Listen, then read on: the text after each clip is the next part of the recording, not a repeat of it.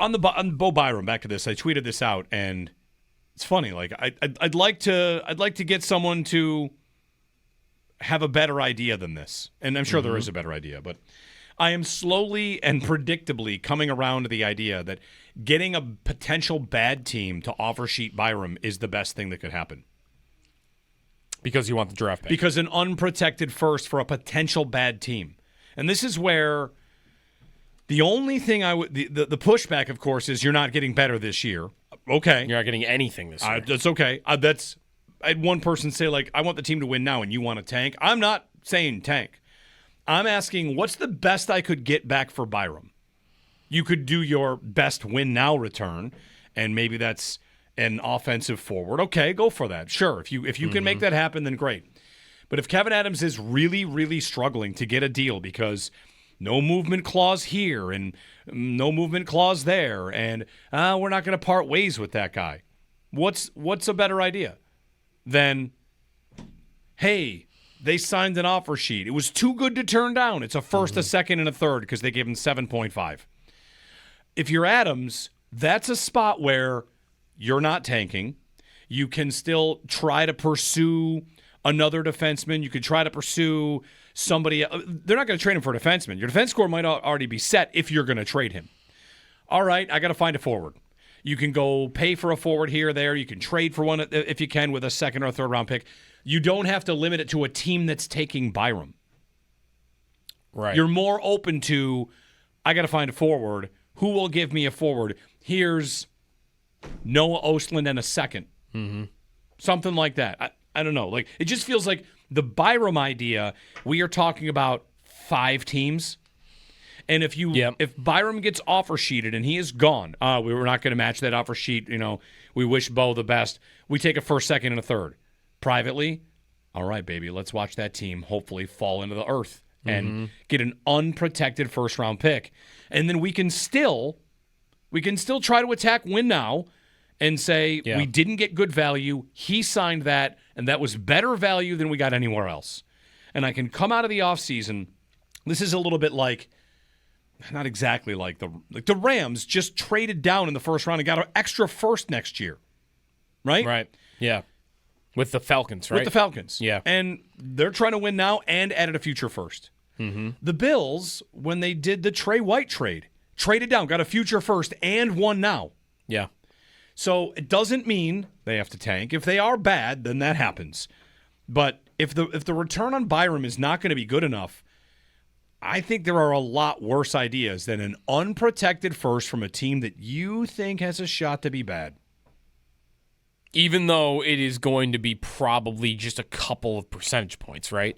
To pick number 1 at least. Right. It might be 5%. Or it might be, again, like you're taking your chances that this team won't be good. This Calgary or like I guess Pittsburgh. My question would be or maybe there is no limit here. How far down does that team have to finish to feel like it was worth doing? If they are 6th from the bottom and you get an extra 7.5% chance, does that feel worth it? I mean, would you trade Bo Byram for next year's 6th pick? See, I don't know. I don't know either. I think I probably wouldn't. But the tough part of this is you don't know the other deals. Yeah, that's right. How many teams are making offers? Is it 2? Like real, tangible offers? It depends. How many teams are offering me picks? How many teams? Maybe it's 2 teams are offering me something on my roster, and then everybody else just wants to give me picks. All right, here it is. Byram for 2 players and a third-round pick. No matter who the players are, can that possibly be good? We're talking about lots of these 1-for-2 trades. I was hoping this Sabres offseason would include a 2 go out and 1 comes in. That the best player in a trade comes this way. In the Peterka trade, that did not happen. Right? No. It did not happen. No, it did not. In the Byram trade, do you think it's likely to happen that the best player comes back this way? Now that the number 9 pick is already spent, and now that Peterka has already been dealt, what are the chances the best piece comes back this way in the Byram deal? I would imagine they're low. I would imagine that it's much more likely that he's the best player in the deal. Is it 20% chance maybe that he would be packaged with something and you'd be getting a better player. I mean, they might have tried to do that with Peterka. Yeah. Right? Like, whether it was Dobson or Kyrou or someone else, I don't know. Maybe they were trying to do a Peterka with somebody. And if a team wants Peterka, why are they doing that? If a team wants Bo Byram, are they viewing him as a finishing piece? Why are they going to give you the best player in a deal? Byram is the one that is on the trade market. So if you could find a guy that also is being shopped around, then maybe that's how you get a 1-for-1 deal. But, right, like, I've punted on the idea in my own mind that they're going to get Jason Robertson or Elias Pettersson by trading Bo Byram and then something else with it. I mean, what would that something else even be right now? Zach Benson? What is that even? That should get you a good forward in theory if this was a video game, but I don't know who the team is right now that is giving you their first line left winger for Bo Byram and Zach Benson. I don't know who that team is. Maybe it is out there. Can I give you one more scenario? You can tell me which one is a better idea. All right, you want to win now, right? If you're upset by the idea of he gets offer sheeted, you get an unprotected first. Again, unprotected firsts are rare. It doesn't happen. The Leafs make a trade; they protect their first. It's like you have 100 points. What are you worried about here? Yeah. So here's your next idea, Kevyn Adams. Offer your first next year, unprotected. Offer your first? Offer your first, unprotected. How many teams would look at that and say, well? I think you I might have. Did you tell me the Buffalo Sabres are offering me an unprotected first? I'm imagining. I am at the table. Am I not? You are. You are. I think you have every team in the league offering you something. So, want to do it? Want to offer that first unprotected? I do not want to. Why not? I do not want. You're telling me that a 7% added chance at winning the lottery is not enough. But if the Sabres make a move, keep Byram, get better now, trade an unprotected first, what are they going to do? Miss the playoffs by a couple points? You're worried about a 1%? It's got to be a pretty darn good player for me to be willing to do that. I guess it's just not having confidence in them. Right, I know. It's not having confidence in them and feeling like it's perfectly believable that they're going to be a team this year that has like 73 points. And I think that's more believable than almost any. If you could find me, if San Jose wants to give me their first round pick next year for Bo Byram, I mean, I'll give them other stuff. What else do you want with Byram to get San Jose's first round pick? Nobody that ever flirts with being bad ever gives it up unprotected. No, that's perfectly. That's where the offer sheet that you can't protect it. See, like a good team to target here would be like how good does Boston really think they're going to be? Better than the Sabres. I think they think that, and maybe they would be better than the Sabres. I don't think they're going to be very good though. I think their team is still pretty tough looking, and that would be a team where I would say they've got a certain arrogance about them that they have earned because they've been great for a long time. But I'm going to capitalize on that arrogance because their first-line center right now is Casey Middlestat, and I'm going to cash in on that and say, you're not going to be as good as you think you are. Mm-hmm. And that's a team I'd want to target. Unless they know they're not going to be good. Fraser Minton is their second-line center. Who? Oh, wait, sorry, no, Elias Lindholm. I have this conversation with you guys thought about Boston for this because I think they're going to be bad, like bad. I just don't think their players are good. I don't think they have anybody like the deal they made yesterday for Victor Arvidsson and the Tanner Jeannot deal. Yeah, they're just taking other teams' scraps. What are they doing with that? I think that would be a really solid team to target because I think exactly like you said, they're arrogant enough to think we'll be good, we'll figure it out. I think, I'm not telling you Boston's going to be good, but Boston did a very predictable thing that we all in our hater heart and our sad woe is me heart knew was going to happen. They got bad for 3 months and picked ahead of the Sabres. That's it. Yep. They got bad for 3 months. You know what the record was in February, March, and April? It was good, right? No, the Boston. February, March, at the end of the season. It was terrible. In the last 3 months of the season, the Bruins won 8 games. Yeah, that's unbelievable. Yeah. They were that bad, though. Everyone was they were in a playoff spot midway through the season, and everybody was looking at all their numbers like, this team is terrible. Like, they are going to fall apart. Maybe no one thought they'd be that bad. But just to be clear, the last 3 months of the season, they won 8 games and finished 3 points behind the Sabres. And to counterpoint, like me and Joe here a little bit. Yeah, that's insane. McAvoy was out for that whole stretch too, and that's a big piece for them. So would you bet the Sabres ahead of the Bruins next year? Right now? I feel like if you took the logos and who runs the teams away, and I just stacked up the rosters, I feel like I'd want to say the Sabres. But I think I'd say the Bruins. I think Swayman bounce back is enough of a factor. That's another thing. Make that fine. I'd be more confident they get the goalie.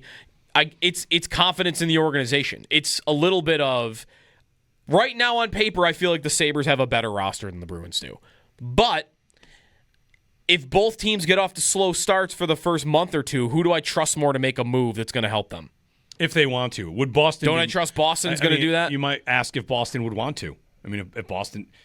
If either of these teams has a bad start, that's a great question. Like, I can't even get there. I mean, the Sabres could fire Adams.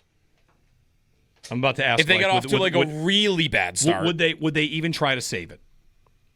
What would the Bruins do if they got off to a bad start? What would the Sabres do? What the Bruins might do would be say, all right, another year, let's lean into it. We're going to sign Eichel. We're going to draft high. We just drafted 6th overall. Ooh, I wonder about that. If they have a bad start, do they try and save it?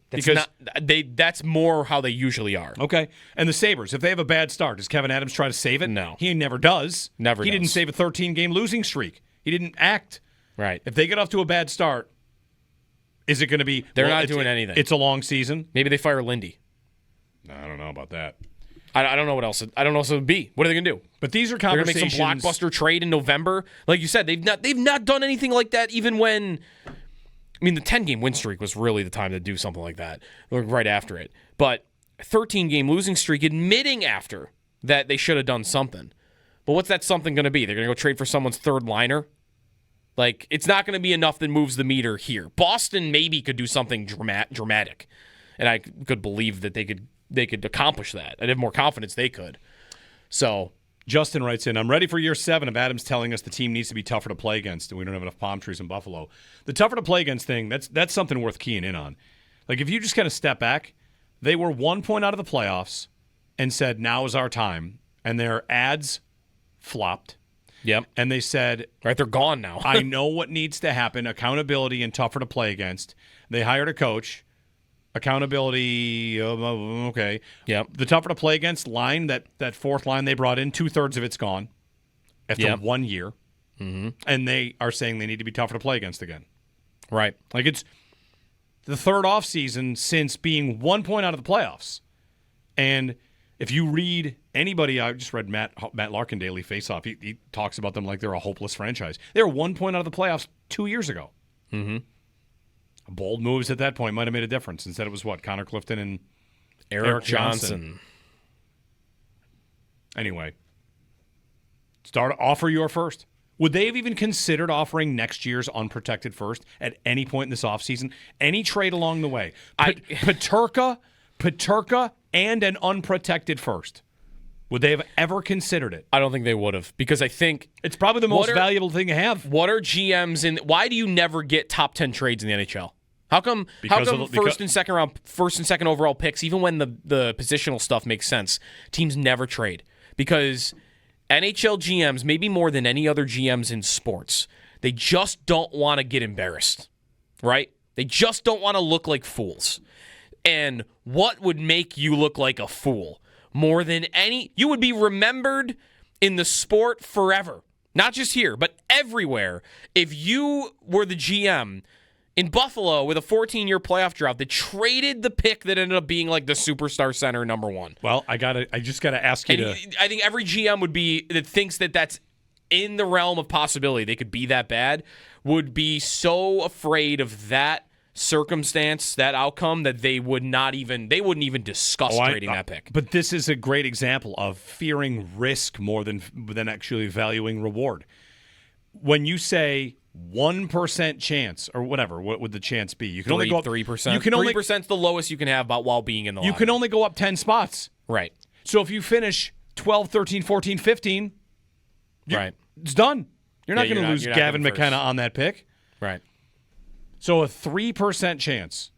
Oh, I could never. Right, it's not even to make the playoffs. It's be close to the playoffs, basically. You just have to be close. Yeah, be close. I could never part with a 3% chance. And then if I offer you the Byram scenario, all right, a bad team offer sheets him, and where you project him to standings is a 9% increase. Would you take that? Oh, I guess know. The thing is that it would do is it would force the desperation that a lot of us want to see them have, wouldn't it? Like, because imagine they did it. Adams trades their unprotected first for next year, for whatever it is, and the season starts poorly. Like, they're a month in, they're 2 months in, and it's not going well, and they don't have their first-round pick. Isn't the GM running around with his hair on fire looking to make every trade he can to make the team better? Which is how we kind of want them to act. This would kind of force them into acting that way if they don't have a safety net. 8030550. Maybe I'm a little more into it than I thought I was. Listen, if nothing else, I think it's a compelling conversation about the Sabres. And it represents no stone unturned. What can you possibly do? Right. 8030550. All right.